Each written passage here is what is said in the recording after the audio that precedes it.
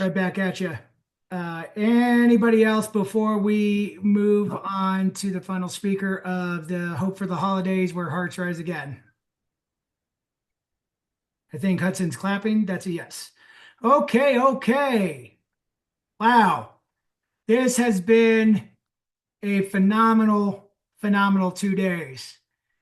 And I can't believe we are down to our closer of the entire 2 days. And I don't have the words, and I probably will not have the words on what these 2 days have truly meant to me because it takes a little bit of self reflection for me to get the words out, quite honestly. But you know what?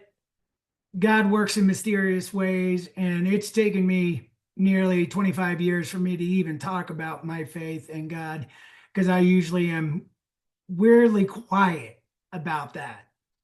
But with that, oh, wait, Sierra always encourages me not to say but, and I'm working on that. With that being said, I am doing better with being more public about my faith. I talked about how Jim Burgoon brought me back to my faith a year ago at Movement Maker 24, and I decided to rededicate my life to him, and I'm truly grateful with that. This last 2 days have been incredible. And when I was thinking about the closer for day one and then the closer for the entire summit, there were a lot of amazing men and women that I struggled with, wrestled with, sat up for nights trying to figure out who I wanted to close out these summits. And the one that won out was Sierra Wilson. And she closed out our summit back in September, and she absolutely crushed it because we've had a lot of amazing conversations over the last year. And I knew I made the right decision when, right before we went to dinner, all of us on the cruise ship, because we had to go to dinner at 8 o'clock, which is a little late for me because I'm the old fart and like to have dinner around 5:30.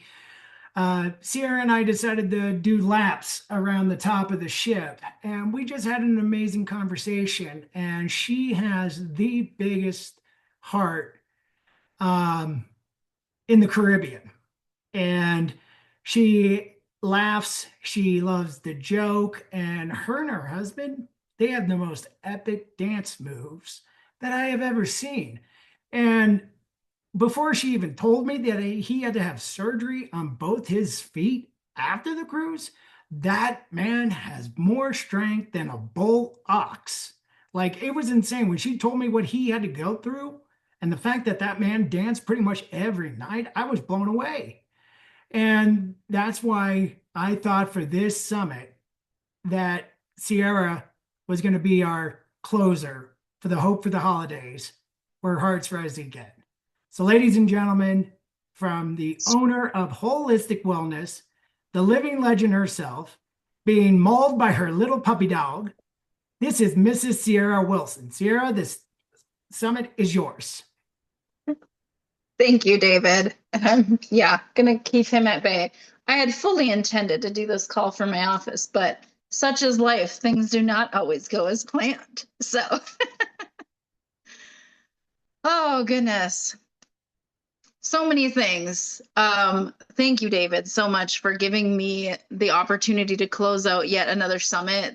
It's honestly such a huge honor to be asked to participate in any way, but to be asked to close, it's like, geez, I hope I live up to the expectation. And so thank you for giving me this privilege to be able to kind of put a nice bow on all the things that have been said over the last 2 days, which, oh my goodness, we better get started because there's so much to talk about.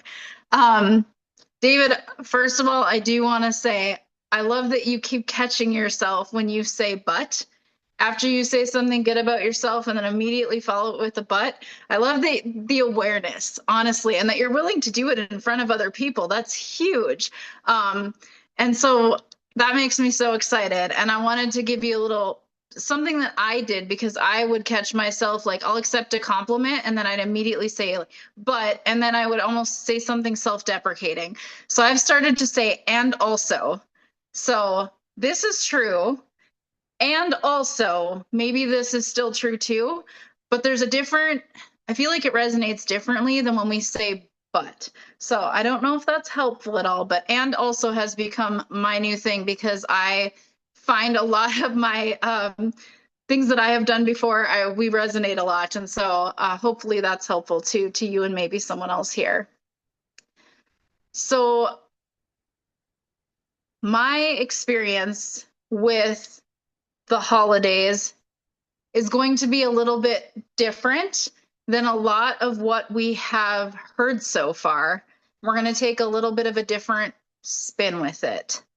But before we do that, it's interesting that David brought up my husband because I literally asked him, are you okay with me sharing how you feel about the holidays and some of your story with everyone here? And of course, he said, absolutely. If you feel like it can be helpful, we should share that.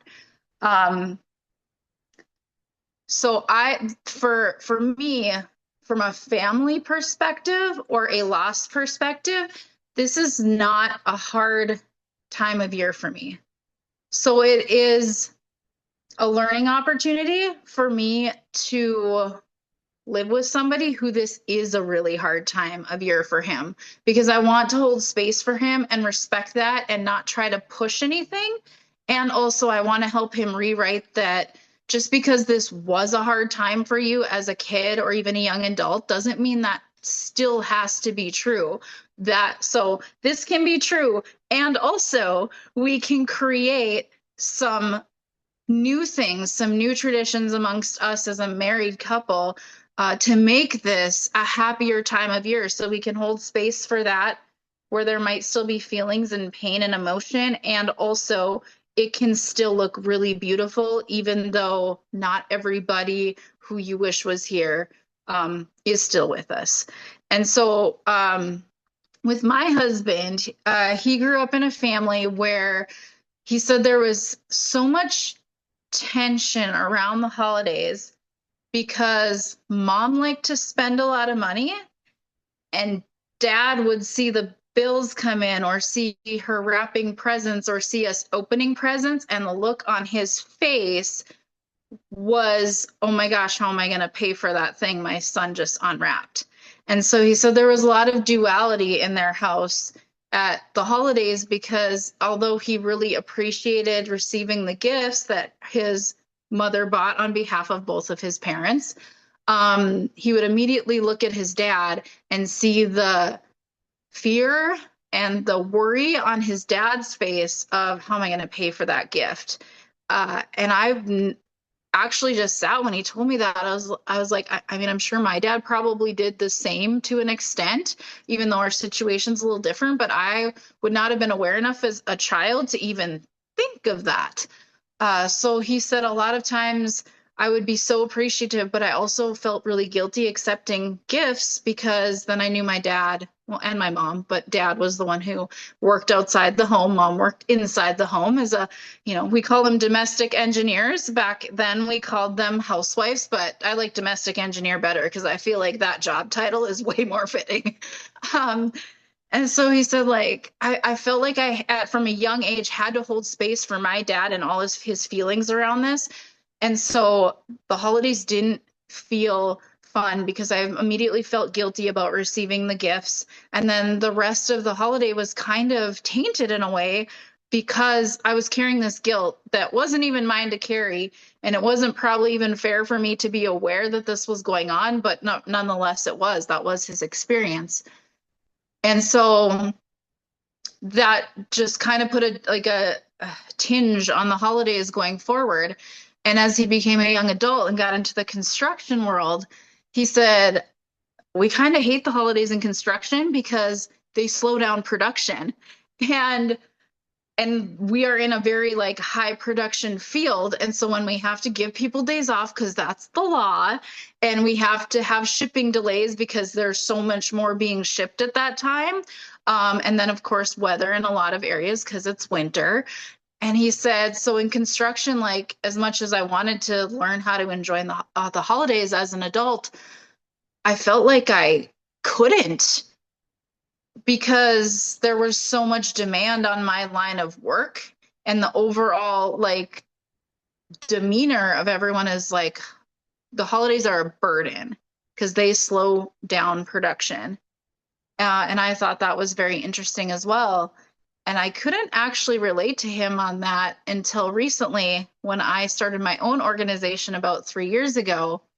Where I come into this story is this time of year is not hard for me because of, things that have happened in the past or having lost someone that really makes it a hard time to celebrate this time of year. But I understand when my husband says it slows down production because with any type of organization, bills come in no matter what time of year it is. And and I would find myself working straight through the holidays because kids are out of school. It's a great time to get more clients seen because they're home and then it works better for them. And so I would find myself juggling my whole life around to try to get to be as productive as possible, see as many people, cater to as many other people's schedules that by the time I was ready to celebrate the holidays, they were over. And that happened the first year I had an organization.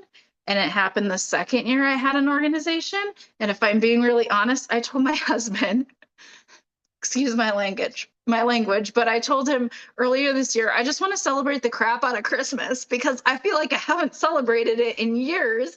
And so let's go do all the Christmas things. Now my husband's in two walking boots because he had surgery 2 weeks ago. So we're not going to go do all the Christmas things in North Dakota winter. And so what did I do? What was my tendency? Well, I'll just fill my schedule up because he's kind of laid up anyways. And I actually had to sit with myself about a week ago and I said to myself, you said you weren't going to do this year. And look at this pattern that we've now created that um that we don't get to celebrate the holidays, that our needs aren't as important as everyone else's needs who maybe want to get in to see us or want us to be open on certain days. And I had to sit with myself and really decide what do I want this to look like? Because just because this has been the pattern doesn't mean it needs to continue to be the pattern.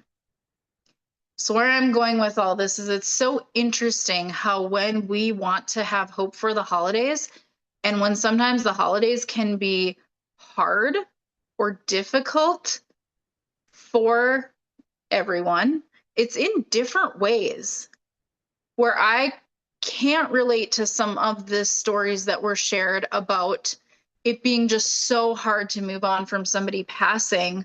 I've definitely lost people and things have shifted, but I don't find myself grieving the way some people do at this time of year, rightfully so. They've lost someone very, very, very important to them. And life looks so different around the holidays that it would make sense that that would probably be hard and and take time to find what feels like a new normal and a new joy. And if we're being really honest, sometimes it's hard to not feel guilty to feel joy when you're also carrying this heavy weight. It's another and also. I'm carrying this and also I want to find a way to be happy this time of year.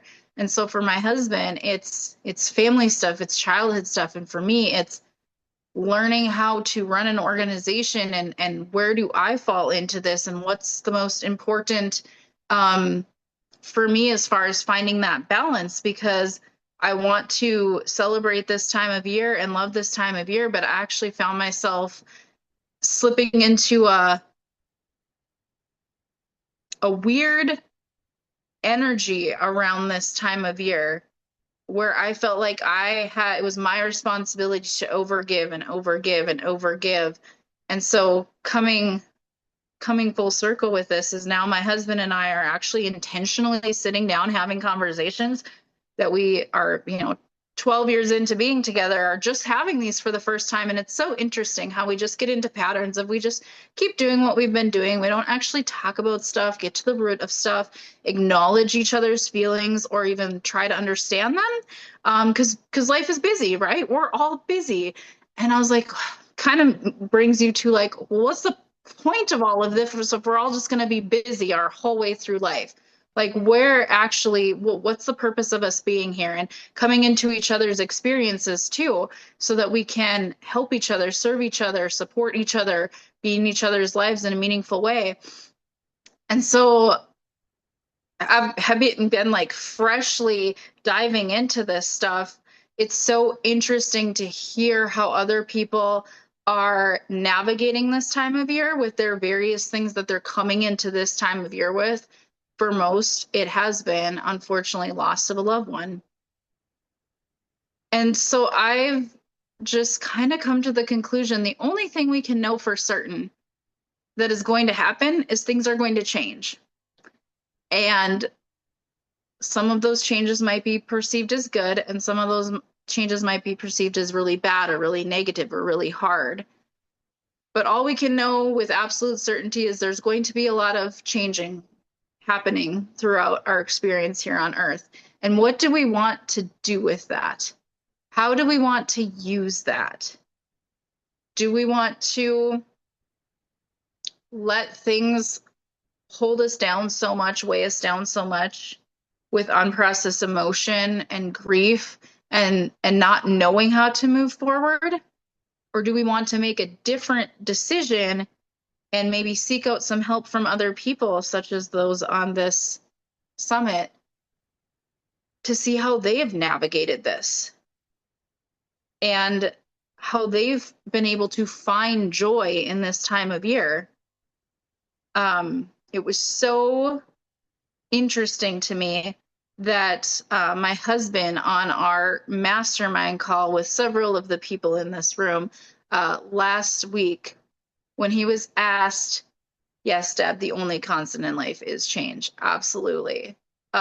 Usually people come with business type questions, and he said, the only question I really have, and I feel really weird asking it, is how do people actually be happy this time of year? And I was like, well, I mean, you can ask if you want. I'm sure even though it's not like a business related question, people would be more than happy to pour into you. And he didn't end up asking the question, but it was very interesting that of all the things that he could have thought of to ask was that. And I was like, okay, there's something we can do here together. Like, clearly there's some things that we should explore together, because I really want you to enjoy this time of year. I also want to enjoy this time of year. And we're having hiccups in this time of year for very different reasons, but the end is we both still struggle with this time of year, just in very different ways. And so I would like to open it up to anybody here who would like to participate with this next question. And I know this has been answered to an extent when some people have spoken earlier, but to try to like tie it all up, my question is, how do you be happy this time of year? What makes you happy this time of year? Even coming in with all of the struggles that people have shared, what is that thing? I'll borrow my husband's question, and then I'll make sure that he gets to see the replay of how do we be happy this time of year? I would love to hear anyone's thoughts.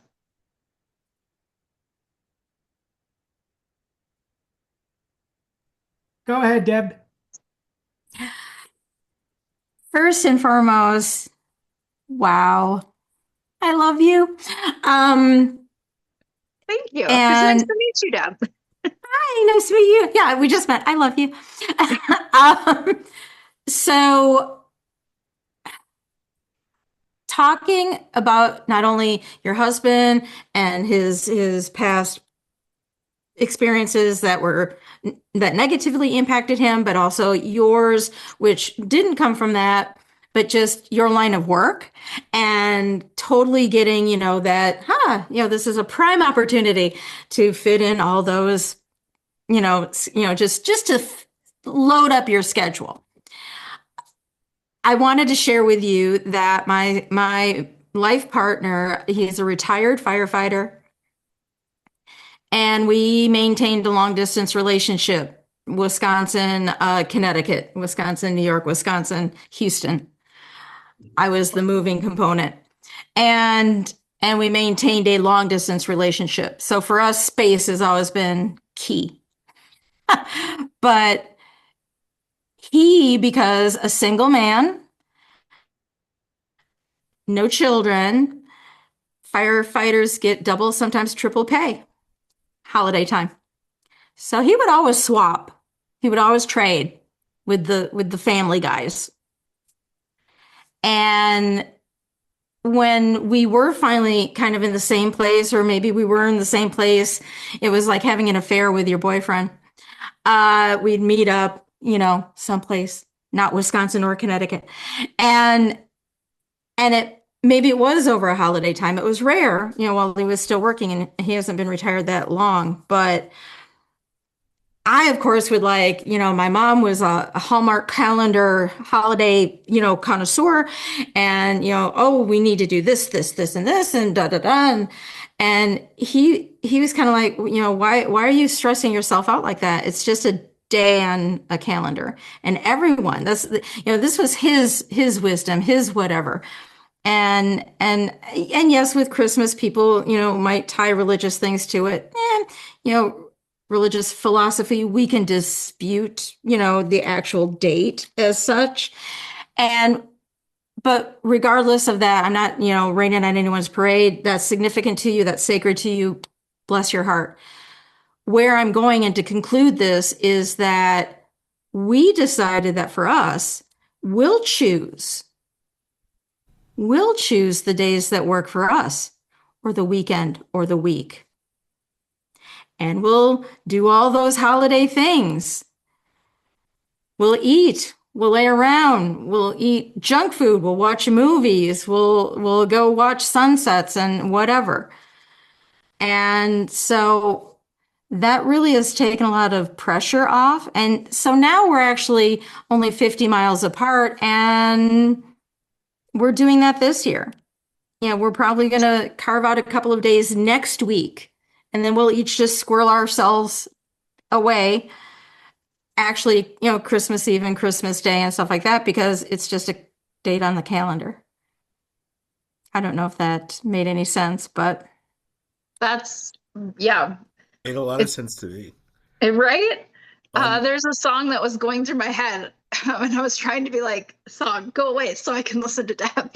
But there's a song, and it's called It's Christmas Every Day. And essentially, yeah, the lyrics are like, you don't need the lights, you don't need the snow, if you got the faith, if you got the hope. And essentially, like, it's Christmas every day that you decide it to be, as far as how Christmas feels for most of us in our hearts. So no, that, yeah, made me think of that song, and I was like, no, it's so true. Like, we make it such a big deal that we celebrate things on certain days because culturally that's just what you do. But who made that rule? Like, does it have to be? Not necessarily. So I love that. I'm glad that that's working for you, and I'm glad you guys are closer to each other now. when I came home from Morocco this year, I wasn't able to host Thanksgiving because I was still sick. So we actually postponed Thanksgiving and we celebrated it last Saturday. And it was beautiful, it was wonderful, and it didn't have to be on a particular day. So not only can you do like the traditions and the special things you want to do whenever you want to do them, but you can celebrate every day so that the holiday doesn't have any pressure to be special or to be different. So the things that let you enjoy this time of year can be the exact same things that let you enjoy any other day. So it's just for me, it's pick the things that fill your cup. Pick the things that make you happy, and do them regardless of what the calendar says or what anyone else says you should be doing on a given day or that time of year. So it's create your own rituals, ideas, silly things that just bring you joy that you can do whenever you need an infusion of joy. And ultimately, how you're happy this time of year is how you're happy any time of year, is you choose to be happy. And I don't think it's the things we do that make us happy. We bring the happiness to the things we do. So sometimes it's both as hard and as difficult and as easy as just deciding to be. I love that. I'm gonna have to re-listen to this to write down exactly how you said that. Thank you, Josh. Yeah, we overcomplicate things so much in We are ways good that at don't that. always serve us. Yep. Yes. I think humans love to create their own chaos just so they have a problem to solve. Mhm. Especially us who are like entrepreneurial minded. Like we love that. Like we thrive on that. It can be very good. That's how most of our organizations Mhm. got started is we saw a problem, we filled a need. And also, yes, we can do it for other things that are um not as self-serving. No, And how amazing is it to not need a problem, but to just make things even greater than they already are, Right. and to apply that same creativity without the pressure or the stress. I would agree with that. Complicating with me, sometimes Christmas can be stressful. I look at the memories. I go find the Christmas cookies. Mhm. I find the silly Christmas, uh, music. There it is, music, and go and find that stuff. Typically we always had two Christmases in our family because we always went back east to go see my grandfather when he was sick. So we'd be there the 24th and 25th and then celebrate it on New Year's.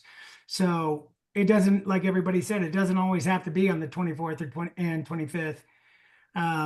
It can be on a different day, especially when you're married. Like I used to have a friend that went to three different families. And I always looked at him and said, why the heck are you doing that? Just make it your family, make them all come to you, and stuff like that. But you don't always have to go to all the families because Christmas is supposed to be with the ones that you choose.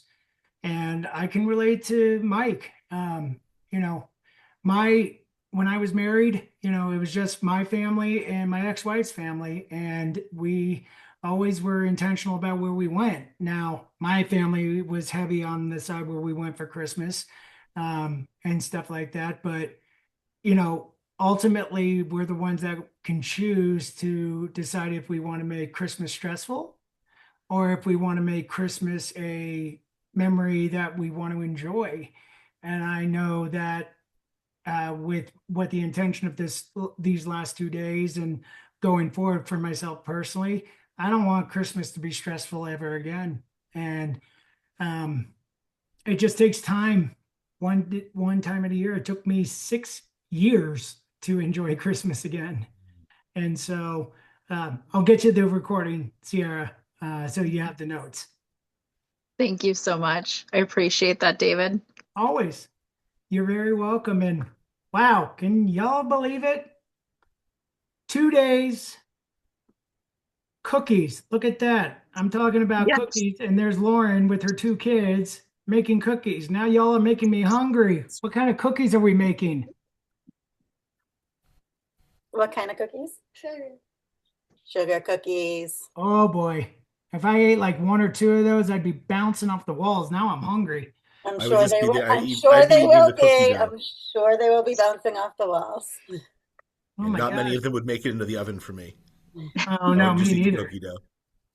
Same.